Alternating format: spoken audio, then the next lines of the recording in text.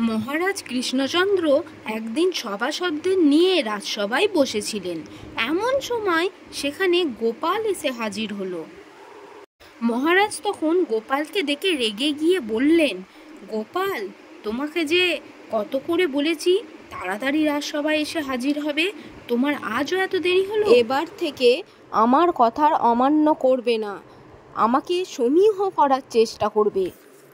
তোমাতে আমাতে কত তফাৎ জানো? এ কথা শোনা মাত্রই গোপাল সঙ্গে সঙ্গে নিজের আসন থেকে মহারাজের আসন মেপে বলল, খুব বেশি তফাৎ নয় হুজুর, মাত্র 1.5 হাত। তো বন্ধুরা, কেমন লাগলো আজকের এই গল্পটি যদি ভালো লেগে থাকে একটা লাইক করে দিও, আর কমেন্ট করে জানিও কেমন লাগলো। আর প্লিজ চ্যানেলটিকে সাবস্ক্রাইব করতে ভুলো না। তো আজকের মতো এই পর্যন্তই, আবার আসছি একটা নতুন মজাদার ভিডিও নিয়ে। টাটা।